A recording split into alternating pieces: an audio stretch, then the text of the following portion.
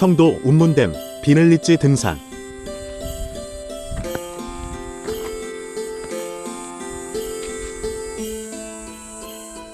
오늘 코스는 운문댐이 보이는 472봉의 전망바위에서 확 트인 조망에서 운문댐의 풍경을 감상하고 먹방 계곡으로 내려가 서지산과 비늘리지를 오른 후 원점회기하는 코스로 진행하려 했으나 등산 코스의 정보가 미비하여 서지산은 오르지 못하고 비늘리지에서 등산로를 따라 오진리 복지회관으로 원점 회기합니다.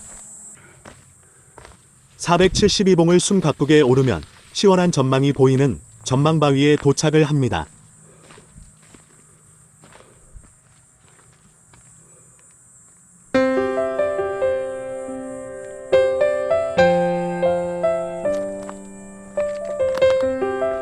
(472봉) 정상. 전망바위에서 바라보는 운문댐은 주변 산과 물이 만나 아름다운 조망을 이루어 가는 이의 발길을 붙잡습니다. 운문댐은 상수원 전용댐으로 1985년 12월 14일 공사를 시작하여 1996년 4월 13일 완공한 수도시설을 통해 경상북도 청도군과 영천시, 경산시, 대구광역시 수성구에 수돗물을 공급합니다.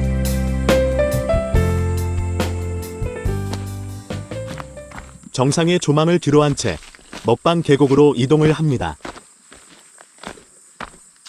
오늘 등산 코스의 도산거리는 8.44km이며 먹방 계곡에서 운문댐 주변 풀밭을 헤치고 가파른 등산로를 오르기까지가 힘든 코스이고, 이곳을 지나 비늘리지까지 가파르게 오르는 등산 코스로 혼자 가는 등산보다는 둘 이상 같이 가기를 권장하는 코스입니다. 472봉을 내려오면 길을 덮고 있는 무성한 풀들을 보며 당황을 합니다. 혹시 뱀이라도 만날까 조심을 하면서 GPX 좌표를 따라 이동을 합니다.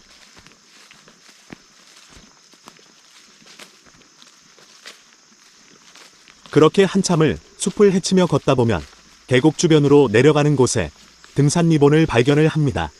어찌나 반가운지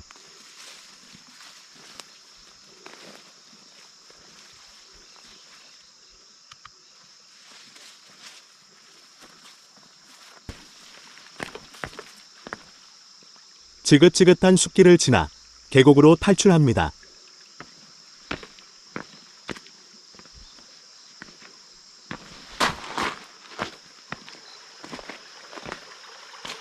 이곳은 먹방 계곡이라고 합니다. 우리가 흔히 알고 있는 먹는 방송이 아니라 운문댐에 수몰된 지명의 계곡인 듯합니다.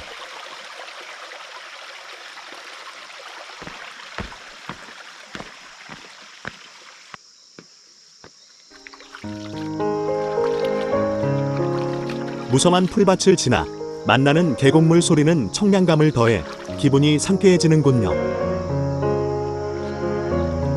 가슴과 허리 높이에 무성한 숲을 헤치고 나오면서 물렸으면 늦었겠지만 혹시 모를 가을철 집중적으로 발생하는 야생 진드기 매개 감염병인 쯔쯔가무시 예방을 위해 손과 발을 물로 씻어냅니다.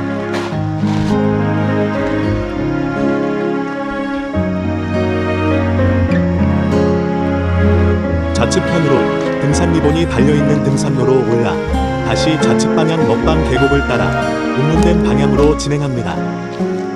이 방향은 사람들의 발길이 많이 닿지 않은 곳인 듯 작은 잡목들과 알 수 없는 길이 이어지며 언덕과 계곡을 오르내리며 GPX가 가리키는 좌표를 따라 무작정 진행합니다. 길이 이어지지 못해 계곡 방향으로 내려가는 곳에 두꺼운 거미줄이 있어 거침없이 하이킥을 날립니다.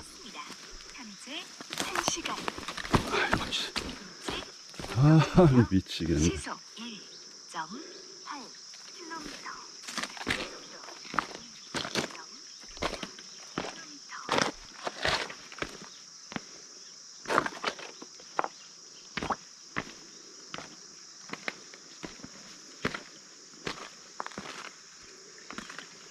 계곡을 올라서서 등산로를 찾다 보니 답이 없어 계곡을 따라갈 수 있을 때까지 먹방마을 방향으로 내려가기로 하고 울퉁불퉁한 바위길을 따라 내려갑니다. 다행인 건 비가 많이 오면 이곳도 물에 잠겨 갈 수 없을 수도 있겠지만 오늘은 물이 많지 않아 물길 따라 내려갑니다.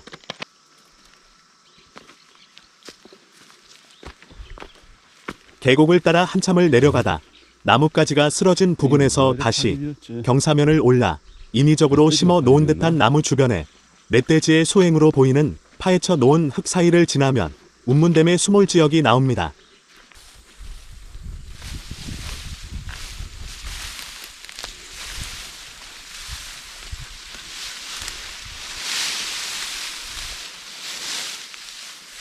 다시 시작되는 무성한 풀밭을 지나갑니다.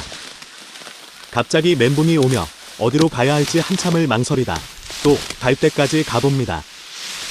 그렇게 한참 멘털이 나간 상태로 가다 혹시 발을 헛디뎌 물속으로 빠지는 건 아닌지 걱정이 앞섭니다.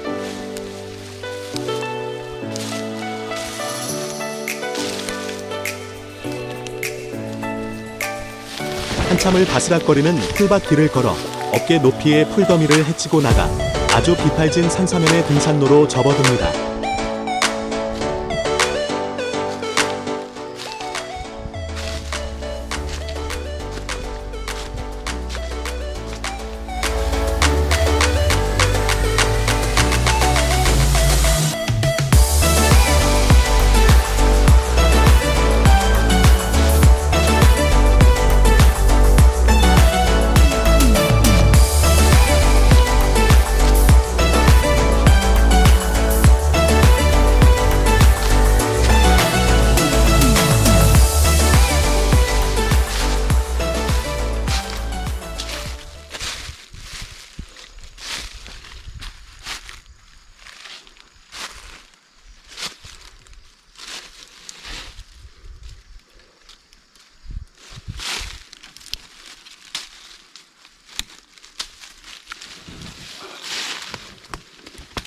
깎아지른 듯한 산사면의 등산로가 위태로워 보이며 떨어지면 수장될 것 같은 길이 계속 이어지며 중심을 잡으려고 잡은 나뭇가지가 부러지는 바람에 아찔한 상황이 연출됩니다.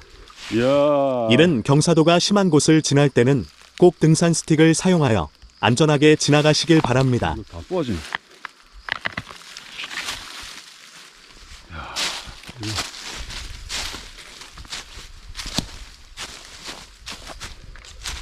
운문댐을 따라 이동하는 경사진 구간의 등산로에서 벗어나 얼마 지나지 않은 곳에서 뭔가가 보여 멈춰서서 뒤돌아 확인을 합니다.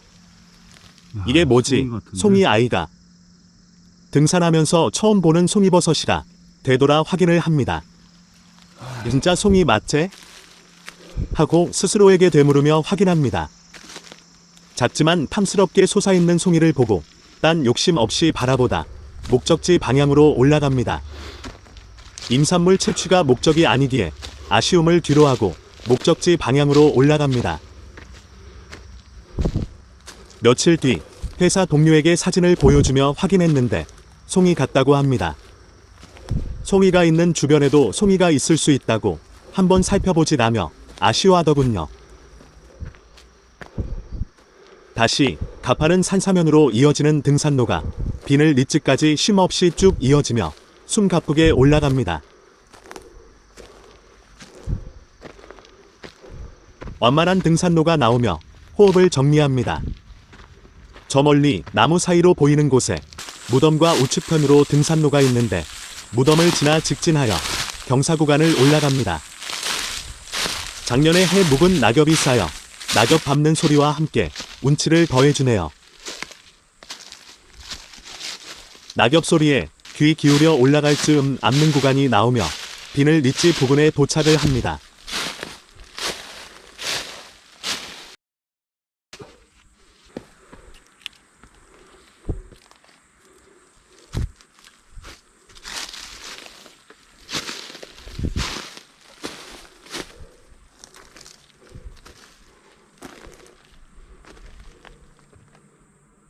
첫 번째, 밧줄 구간이 보입니다. 그리 가파르지 않으니 밧줄의 도움을 받으며 안전하게 올라가시기 바랍니다.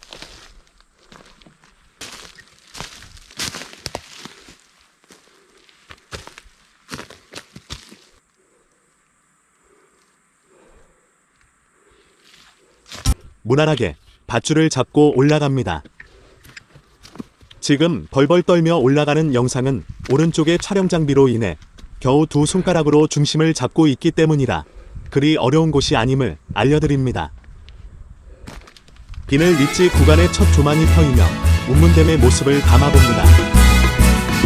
치열하게 펼쳐지는 운문댐의 물줄기와 우측 방향에 보이는 높은 곳이 비늘 리치의 하이라이트인 밧줄 구간입니다.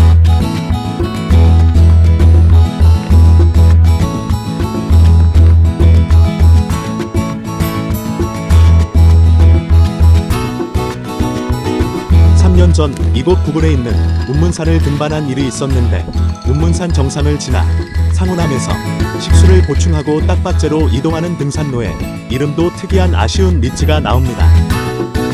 다녀오신 분들은 아시겠지만 리치가 너무 짧아 아쉬운 나머지 누군가가 지어낸 이름이 아닐까 라는 생각을 했었는데 이곳이 산속이라 딱히 물고기의 비늘은 아닐 거라는 생각이 들며 비늘 리치라는 명칭도 바위가 울퉁불퉁하여 마치 뱀의 비늘이 연상이 되어 누군가 지어준 이름이 아닐까 라는 생각이 드네요.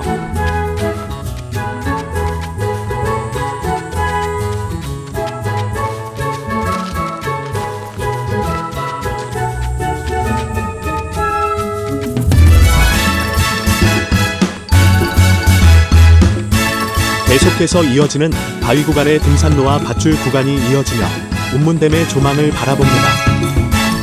이곳 반대편에 위치하고 있는 까치산, 호거산, 방음산, 마오산으로 이어지는 등산로를 다녀간 적이 있으며 까치산에서 백패킹하며 운문댐이 만들어낸 운해의 장관을 바라보며 감탄했었던 추억이 떠오릅니다.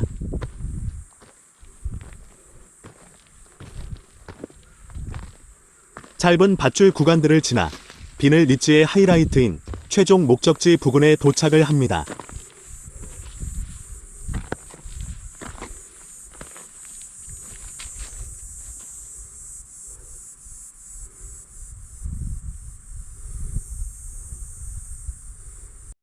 우뚝 솟아있는 암릉의 하단부에 도착을 하여 밧줄을 바라보니 가늘고 낡은 상태에 바위와 맞닿으며 손상된 듯한 곳이 있어 밧줄만 의지해서 올라가다 큰 사고로 이어질 것 같은 느낌이 들어 오른손으로는 밧줄을 잡고 왼손으로는 바위를 짚어가며 올라갑니다.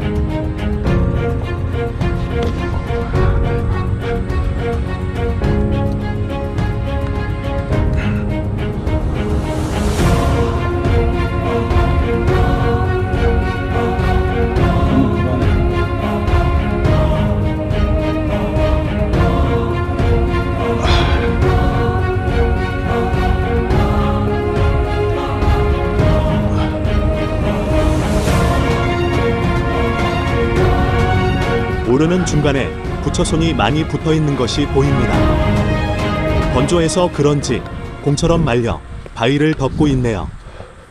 부처손은 약용으로 사용되며 하열, 통경, 타랑에 사용된다고 합니다. 우여곡절 끝에 비늘 리치 정상에 오릅니다. 손으로 바위를 짚고 올라와서 그런지 고약한 냄새가 손에 묻어 후각을 괴롭힙니다. 아마 이 고약한 냄새의 원인은 부처손이 아닐까라는 생각이 드네요.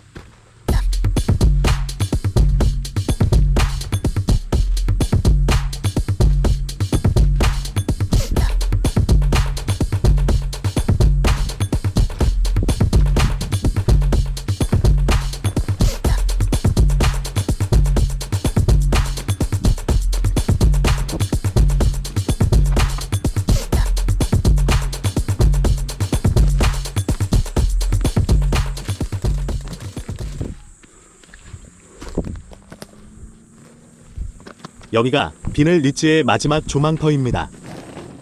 높은 곳에서 운문댐과 주변의 풍경들, 그리고 지나왔던 길을 다시 한번 눈에 담아봅니다. 여기가 비늘 리치의 마지막 끝부분입니다. 이곳에서 탈출하여 내려가는 길은 가파르고 높은 암벽 구간으로 가느다란 소나무 가지에 묶여 개구멍 속에 있는 짧은 줄과 암벽 주변의 소나무 가지에 있는 줄이 전부입니다. 소나무가 있는 경사진 곳을 조심해서 내려가면 나뭇가지를 붙잡고 내려가던 묶여있는 줄을 이용해 내려가던 해서 내려갑니다. 내려가는 장면을 찍으려고 무리하게 한 손만 가지고 내려갑니다. 고프로 넥 마운트를 이용해야 손도 자유롭고 안전하게 내려갈 수 있었는데 한 손은 포기하고 위험한 고개를 하며 내려갑니다.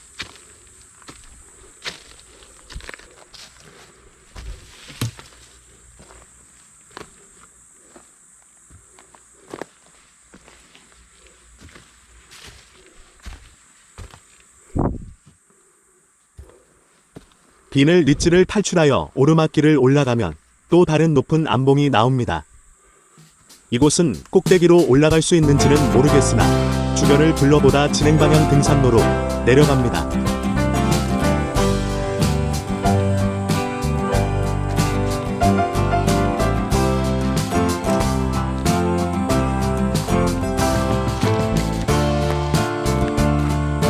비늘 리츠를 지나 능선길을 타고 한참을 내려가다 보면 차량이 드나들 수 있게 잘 조성된 인도와 만납니다.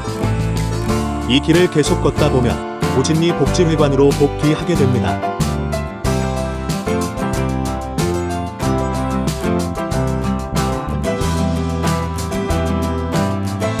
오늘은 짧은 정보로 인해 서지산과 주변 매복봉이 있었는데 두 곳 다 등산 루트를 찾지 못해 아쉬움이 남는 산행이었습니다. 이번 산행도 실패한 산행이라고는 생각하지 않으며 다음번에는 많은 정보를 가지고 등산해야겠다는 생각이 들며 이번 비늘 리츠 산행을 마무리합니다.